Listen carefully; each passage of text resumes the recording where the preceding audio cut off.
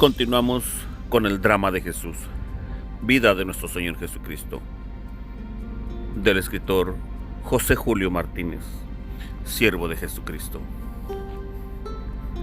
Capítulo 20. Manifiesta su gloria. 3 días después, se celebraba una boda en Caná de Galilea, y la madre de Jesús estaba allí. Jesús y sus discípulos estaban también invitados a la boda. Faltó el vino, y la madre de Jesús le dijo: «No les queda vino». La breve frase de María es un cántico a la bondad de Jesús. Ella aún no le había visto realizar ningún milagro, pero le conoce tan perfectamente que sin pedirle nada, lo espera todo. En la primera parte de la respuesta dada por Jesús a María, unos intérpretes encuentran el asentimiento del hijo a los deseos de la madre. Otros creen encontrar una negativa anulada por la sonrisa y el tono de voz en que fue pronunciada. Pero estos y aquellos y todos los cristianos en la segunda parte de la misma respuesta: «Aún no ha llegado mi hora», entendemos que Jesús cambia sus propios planes por atender las súplicas de su madre, siempre atenta a los necesitados. Y hoy, en el cielo, Jesús y María siguen siendo hijo y madre. Por eso, procedemos en perfecto acuerdo con el Evangelio, cuando fomentamos la devoción hacia Nuestra Señora, cuando le pedimos favores, cuando la llamamos mediadora de las gracias, protectora, abogada, madre. Ella, pues, entendió muy bien que a Jesús no le sufriría el corazón dejar a los recién casados en la vergüenza de avisar ante todos los comensales que el vino se acabó. Dijo la madre a los sirvientes: «Haced lo que él os diga». Había allí colocadas 6 tinajas de piedra para las purificaciones de los judíos, de unos 100 litros cada una. Jesús les dijo: «Llenad las tinajas de agua», y las llenaron hasta arriba. Entonces les mandó: «Sacad de ellas ahora y llevadlo al mayordomo». Ellos se la llevaron. Pero aquello ya no era solo agua, sino vino excelente. El milagro está hecho. El mayordomo probó el agua convertida en vino sin saber de dónde venía. Los sirvientes sí lo sabían, pues habían sacado el agua. Entonces llamó al novio y le dijo: «Todo el mundo pone primero el vino bueno, y cuando ya están bebidos, el peor. Tú, en cambio, has guardado el vino bueno hasta ahora». Así, en Caná de Galilea, Jesús comenzó sus signos, manifestó su gloria y creció la fe de sus discípulos en él. Quiso Jesús hacer su primer milagro por las súplicas de su madre. Si ella no se lo hubiera pedido, no lo hubiera hecho todavía. Ella aceleró su hora. Ella lo puede todo, porque sabe pedir a quien puede darlo todo. Este milagro de Caná constituye el paso entre la vida oscura que ha llevado Jesús y la vida pública que ha de comenzar. Antes de dejar el santuario sagrado de la familia, casi en el umbral, se vuelve y con un acto brillante da testimonio de su gratitud y de su respeto para con aquella dulce madre que ha presidido su juventud. El milagro de Caná es el milagro de la piedad filial, como más adelante la resurrección de Lázaro será el prodigio de la amistad. El evangelista no ha necesitado decirnos que los novios quedaron agradecidísimos, a quien con solo una palabra les dejó 600 litros de vino excelente. Pero ha querido recalcarnos el doble efecto del primer milagro de Jesús. Resalta su gloria, es decir, su dignidad personal, y sus discípulos se adhieren más a él por la fe. Así, alrededor del Nazareno se difunde una aureola de admiración y cariño popular. Ninguna voz adversa se levanta contra él. Pero él quiere que sea en Jerusalén, en la capital de Judea, en la ciudad santa de David, su primera actuación pública como enviado de Dios. Así nos lo cuenta San Juan, testigo de vista. Se acercaba la Pascua de los judíos y Jesús subió a Jerusalén. Encontró en el templo a los vendedores de bueyes, ovejas y palomas, y a los cambistas sentados. Y haciendo un azote de cordeles, los echó a todos del templo, ovejas y bueyes. Y a los cambistas les esparció las monedas, y les volcó las mesas, y a los que vendían palomas les dijo: quitad esto de aquí, no convirtáis en un mercado la casa de mi Padre. Sus discípulos se acordaron de lo que está escrito: el celo de tu casa me devora. Entonces intervinieron los judíos y le preguntaron: ¿qué signos nos muestras para obrar así? Jesús les contestó: destruid ese templo, y en 3 días lo levantaré. Los judíos replicaron: 46 años ha costado construir este templo, ¿y tú lo vas a levantar en 3 días? Pero él hablaba del templo de su cuerpo. Y cuando se levantó de entre los muertos, los discípulos se acordaron de lo que había dicho, y dieron fe a la Escritura y a la palabra que había dicho Jesús. Así se manifiesta Jesús en la ciudad de Jerusalén. Entra en el templo, la casa de su Padre, y arroja a los judíos que la profanaban. Ha llegado su hora definitiva y empieza a obrar y hablar, después de 30 años de silencio. Los negociantes se ven obligados a salir del lugar santo con sus dineros y sus animales. No pueden resistir a la energía y a la majestad de aquel nazareno. Solo les queda fuerza para preguntarle en su huida: ¿con qué autoridad haces esto? Es la primera palabra contra Jesús que aparece en su historia. Aquellos hombres materializados, guardianes infieles de la casa de Dios, tenían interés en que continuase convertida en casa de negocios. Jesús, que ha despreciado todos los imperios del mundo con tal de no postrarse ante Satanás, los despacha a latigazos, y ellos le piden una prueba de su autoridad.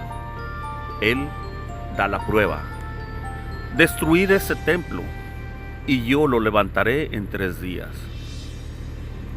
Templo es el cuerpo de todo hombre que vive en amistad con su Dios. Templo vivo donde el Altísimo tiene su morada y sus complacencias. ¿Cuánto mejor se puede llamar templo aquel cuerpo de Jesús, que no solo es morada de Dios, sino que es el cuerpo de Dios?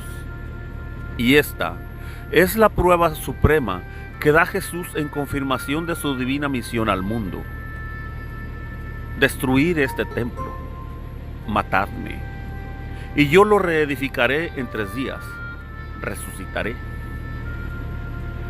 Ellos no le entienden, no le quieren entender, porque les ha prohibido los negocios sacrílegos. Se le ponen delante y le piden razón de su autoridad. Eran los judíos. San Juan da este nombre a los príncipes de la nación, los príncipes de la riqueza, de la ciencia, de la liturgia. Por hoy se contentan con hacerle una pregunta. A lo largo del drama irá creciendo su rencor y su ceguera. En cambio, el pueblo de Jerusalén vio con agrado el gesto del Señor.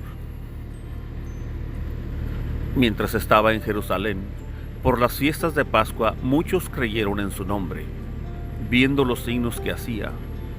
Pero Jesús no se confiaba de ellos, porque los conocía a todos, y no necesitaba el testimonio de nadie sobre un hombre, porque él sabía lo que hay dentro de cada hombre.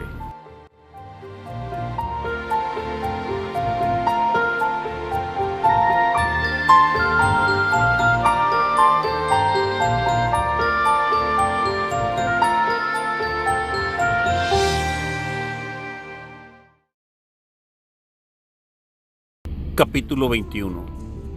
Confidencias nocturnas. No todos los judíos de la capital estaban contra él. Había uno, llamado Nicodemo, varón rico y principal, de la secta de los fariseos. Este fue de noche a Jesús y le dijo: Maestro, conocemos que eres un maestro enviado de Dios, porque nadie puede hacer los milagros que tú haces si Dios no está con él. Después de este saludo, le pregunta: ¿cómo se entra en el reino de Dios? Y Jesús le contesta: te lo aseguro, quien no nazca de nuevo no puede ver el reino de Dios. Nicodemo pregunta: ¿cómo puede nacer un hombre siendo viejo? ¿Acaso puede por segunda vez entrar en el seno de su madre y nacer?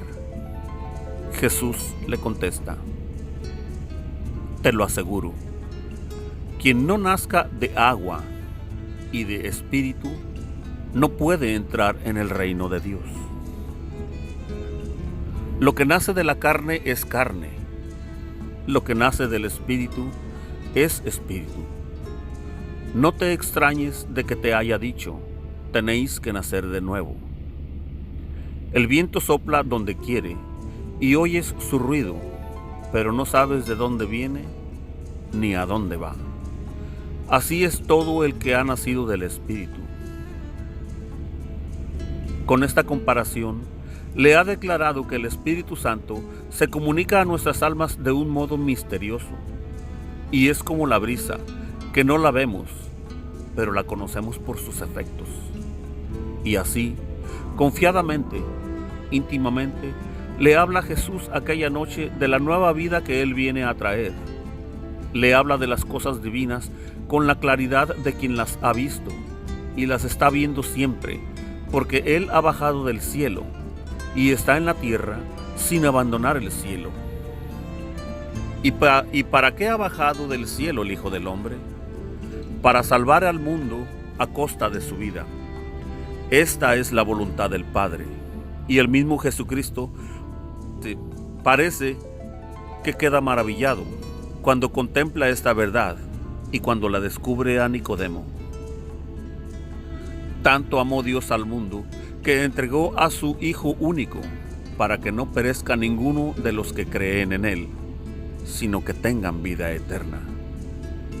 Porque Dios no mandó a su Hijo al mundo para condenar al mundo, sino para que el mundo se salve por Él. El que cree en Él no será condenado. El que no cree ya está condenado, porque no ha creído en el nombre del Hijo único de Dios. Esta es la causa de la condenación, que la luz vino al mundo, y los hombres prefirieron las tinieblas a la luz, porque sus obras eran malas. Pues todo el que obra perversamente detesta la luz, y no se acerca a la luz para no verse acusado de sus obras. En cambio, el que realiza la verdad se acerca a la luz, para que se vea que sus obras están hechas según Dios. Aquella noche, la palabra de Jesús, semilla de la verdad, cayó en tierra buena. Nicodemo era noble y agradecido, y llegará un día en que defenderá a Jesús en pleno Sanedrín. Y llegará la tarde del Viernes Santo en que irá valiente a pedir a Pilato el cadáver del que murió por dar la vida a los hombres. Él mismo se lo había oído esta noche. Tanto amó Dios al mundo que le entregó su Hijo unigénito. Y llegará el día en que también Nicodemo morirá por confesar su fe en Jesús. Sangre por sangre, vida por vida.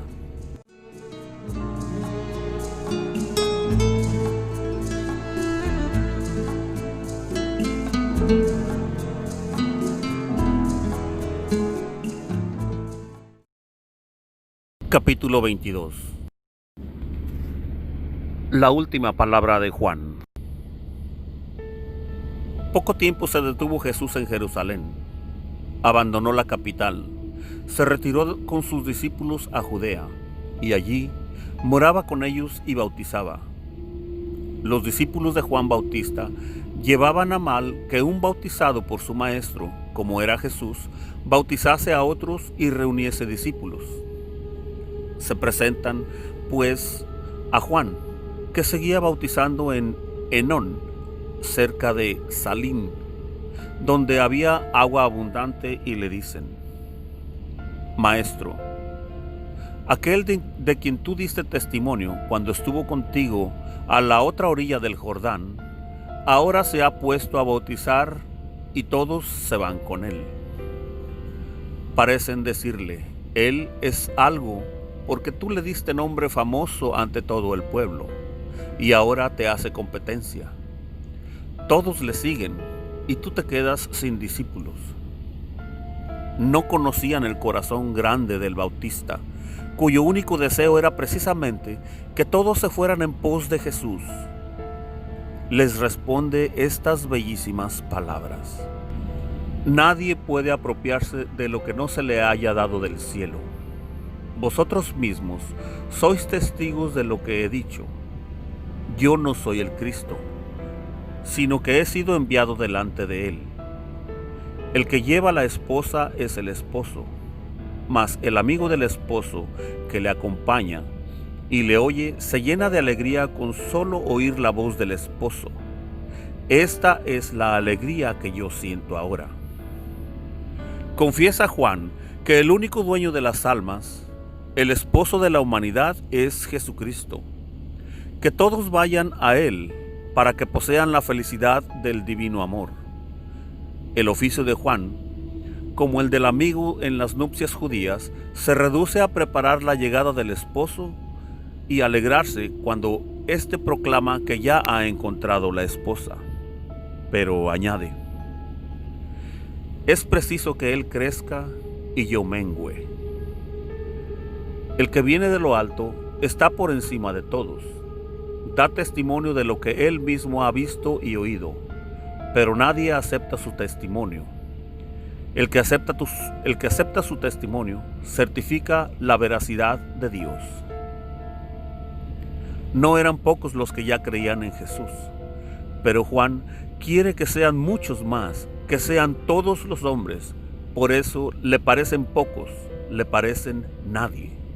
Añade que esos pocos, al haber creído en Jesús, están certificando que Dios ha dicho la verdad, y termina así: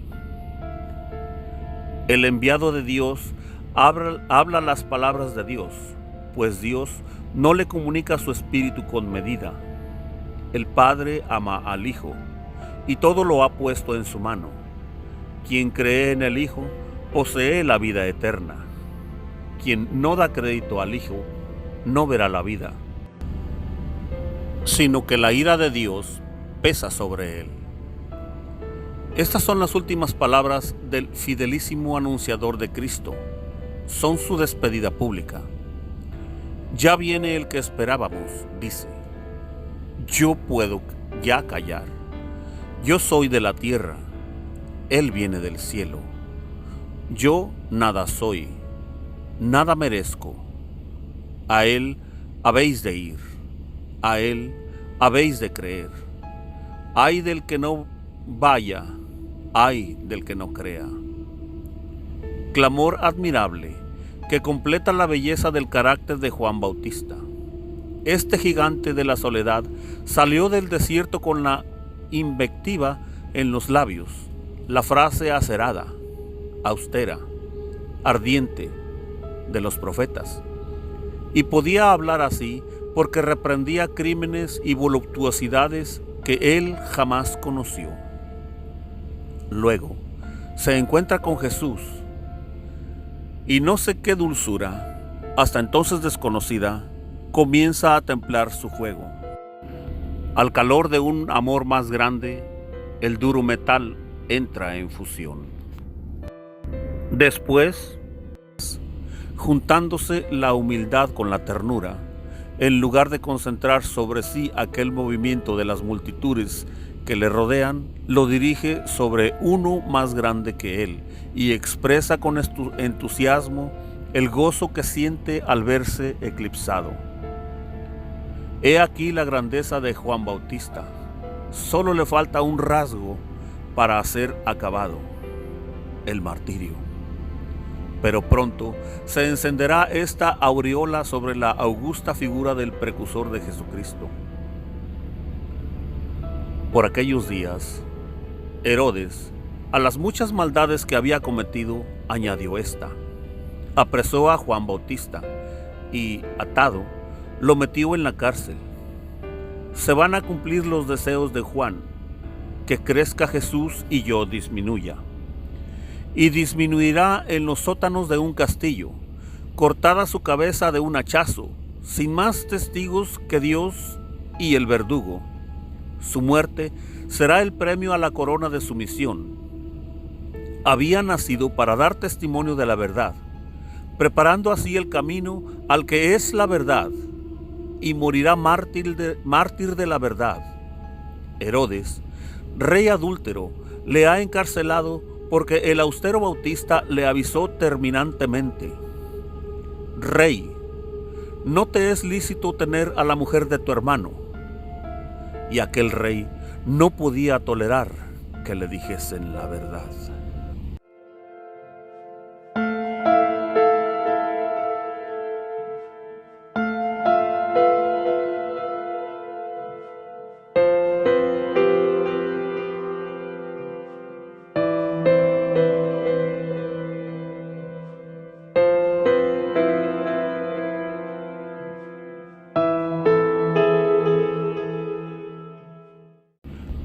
Capítulo 23. Salvador del mundo.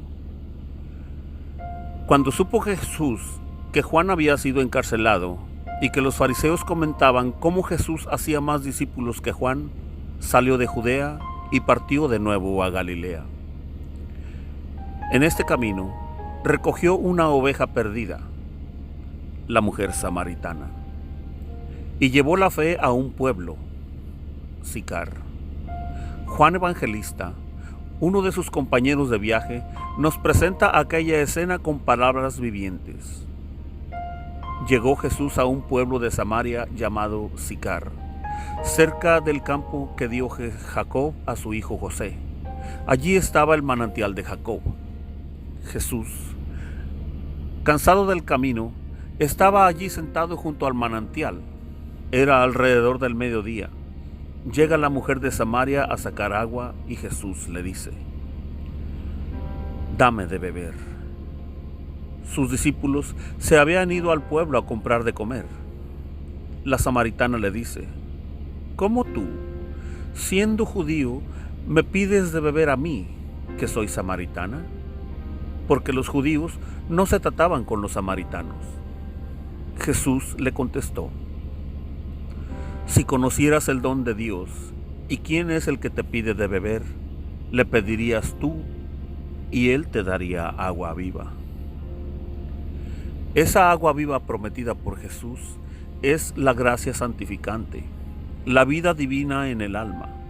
Apaga la sed de los placeres terrenos, aumenta la sed de agradar a Dios. La mujer le dice: Señor, si no tienes cubo y el pozo es hondo, ¿de dónde sacas el agua viva? ¿Eres tú más que nuestro padre Jacob, que nos dio este pozo, del cual bebieron él y sus hijos y sus ganados?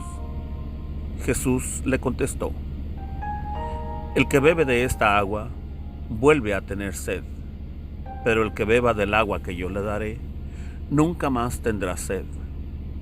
El agua que yo le daré se convertirá dentro de él en un surtidor de agua que salta hasta la vida eterna. La mujer le dice: Señor, dame de esa agua, así no tendré más sed, ni tendré que venir aquí a sacarla. Él le dice: anda, llama a tu marido y vuelve. La mujer le contesta: no tengo marido. Jesús le dice: tienes razón que no tienes marido. Has tenido ya 5, y el de ahora no es tu marido. En eso has dicho la verdad. Pasmada queda la samaritana al ver que aquel desconocido sabe los secretos de su pobre vida y le dice respetuosa: Señor, veo que tú eres profeta. Y luego parte porque, aunque pecadora, tenía fe y curiosidad de lo que por aquel tiempo andaba en la boca de muchos, acerca de la próxima aparición del Mesías. Aparte también por deseo de interrumpir una conversación que le resultaría humillante, da un corte y propone una duda. Nuestros padres adoraron en este monte, y vosotros decís que está en Jerusalén el sitio en que se debe adorar. Conveníale a Jesucristo seguir por este camino la conversación y le dice: Créeme, mujer, se acerca la hora en que ni en este monte ni en Jerusalén adoraréis al Padre. Vosotros adoráis al que no conocéis. Nosotros adoramos al que conocemos, porque la salvación viene de los judíos. Pero se acerca la hora, y ya está aquí, en que los que quieran dar culto verdadero adorarán al Padre en espíritu y verdad, porque tales son los adoradores que el Padre quiere. Dios es espíritu, y los que le adoren deben de hacerlo en espíritu y verdad. Tal vez estas expresiones parecen demasiado elevadas a la mujer de los 5 maridos, y como para demostrar al profeta judío que también ella sabe algo de religión, le dice humildemente: Sé que vendrá el Mesías. Cuando llegue, Él nos lo explicará todo. Entonces Jesús, con la sencillez que emplea Dios para revelar verdades sublimes, le dice: Soy yo, el que habla contigo. En esto llegaron sus discípulos y se extrañaban de que estuviera hablando con una mujer, aunque ninguno le dijo: ¿Qué le preguntas o de qué hablas? La mujer entonces dejó el cántaro, se fue al pueblo y dijo a la gente: Venid a ver un hombre que me ha dicho todo lo que he hecho. ¿Será este el Mesías? Salieron del pueblo y se pusieron en camino a donde estaba él. Mientras tanto, sus discípulos le insistían: Maestro, come. Él les dijo: Yo tengo un alimento que vosotros no conocéis. Los discípulos comentaban entre ellos: ¿Le habrá traído alguien de comer? Jesús les dijo: Mi alimento es hacer la voluntad del que me ha enviado y llevar a término su obra. ¿No decís vosotros que faltan todavía 4 meses para la cosecha? Yo os digo esto: levantad los ojos y contemplad los campos, que están ya dorados para la siega. En efecto, veíase ya venir a los samaritanos que salían de Sicar, atraídos por la palabra de la mujer del cántaro, arrepentida y convertida en predicadora. Creyeron en él por el testimonio que había dado la mujer: Me ha dicho todo lo que he hecho. Así, cuando los samaritanos llegaron a Jesús, le rogaron que se quedara con ellos, y se quedó allí 2 días. Todavía creyeron muchos más por su predicación y decían a la mujer: Ya no creemos por lo que tú dices. Nosotros mismos le hemos oído y sabemos que Él es de verdad el Salvador del mundo. Salvador del mundo. El título propio de Jesús, el título que conquistará con su sangre. Los samaritanos fueron los primeros en dárselo. 2 días convivió con ellos y ellos le conocieron. Pasados los 2 días, Jesús salió de allí y prosiguió su viaje a Galilea.